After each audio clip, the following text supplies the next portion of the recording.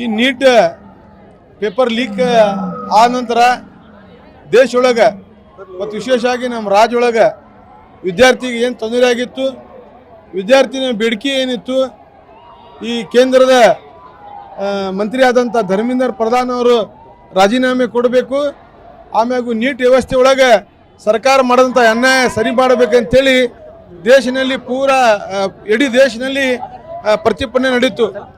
ಆದರೆ ದಿಲ್ಲಿನಲ್ಲಿ ಜಂತರ್ ಮಂತರ್ ಎದುರುಗಡೆ ಒಂದು ಈ ಪ್ರಜಾಪ್ರಭುತ್ವ ವ್ಯವಸ್ಥೆ ಒಳಗೆ ಒಂದು ಸತ್ಯಾಗ್ರಹ ಮಾಡುವಾಗ ಯಾವ ರೀತಿಯಲ್ಲಿ ಪೊಲೀಸರು ಗುಂಡಾಗಿರಿ ಮಾಡಿದ್ರು, ಆಮ್ಯಾಗಲ್ಲಿ ಸತ್ಯಾಗ್ರಹ ಮಾಡಿದಂಥ ವ್ಯಕ್ತಿಗೆ ಯಾವ ಥರ ಅವರು ಕಳ್ಳರು ಯಾವ ಥರ ಬೆಳಗ್ಗೆ ಬಂದು ಕಳುವು ಮಾಡ್ಕೊತಾರ ತಗೊಂಡು ಅಂತ ಕುಂತವ್ರಿಗೆ ಎಬ್ಬಿಸ್ಕೊಂಡು ಹೋಗಿ ದೇಶದಲ್ಲಿ ವಿದ್ಯಾರ್ಥಿ ಮ್ಯಾಗ ಲಾಠಿ ಚಾರ್ಜ್ ಮಾಡಿ ಹಲವಾರು ಮಂದಿಗೆ ತಾನು ನೋಡಿರ್ಬೋದು ರಕ್ತ ಸುರಿದು.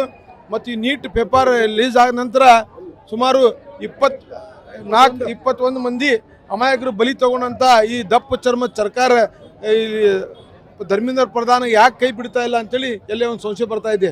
ಇವರು ಒಂದು ಪೇಪರ್ ಲೀಕ್ ಮುಖಾಂತರ ದಂಧೆ ನಡೆಸ್ಯಾರ ಅಥವಾ ಇದರ ಸರ್ಕಾರ ಶಾಮೀಲ್ ಐತಿ ಅಂತೇಳಿ ನಮ್ಮೆಲ್ಲ ಯುವಕರಿಗೆ ಸಂಶಯ ಐತಿ. ಮತ್ತು ಇವತ್ತು ಜಂತರ್ ಮಂತರ್ನಲ್ಲಿ ಸತ್ತಂತ ಅವ್ರಿಗೆ ಶ್ರದ್ಧಾಂಜಲಿ ಮತ್ತು ಅಲ್ಲಿ ನಡೆದಂಥ ಪ್ರತಿಭಟನೆಗೆ ನಮ್ಮ ಹುಬ್ಳಿ ಧಾರವಾಡನಲ್ಲಿ NUS ಮತ್ತು ಯೂತ್ ಕಾಂಗ್ರೆಸ್ ಅವರು ಬೆಂಬಲ ಸೂಚಿ ಇವತ್ತು ದೊಡ್ಡ ಸಂಖ್ಯೆ ಒಳಗೆ ಇವತ್ತು ವಿದ್ಯಾರ್ಥಿ ಸೇರಿದ್ದಾರೆ. ಇದು ಪಕ್ಷದ ಹೋರಾಟ ಇಲ್ಲ, ನಿರಂತರವಾಗಿ ಪಕ್ಷಾತೀತವಾಗಿ ಮತ್ತು ಎಲ್ಲ ವಿದ್ಯಾರ್ಥಿ ಸರ ಇವತ್ತು ಬೀದಿಗೆ ಇಳಿದ್ದಾರೆ.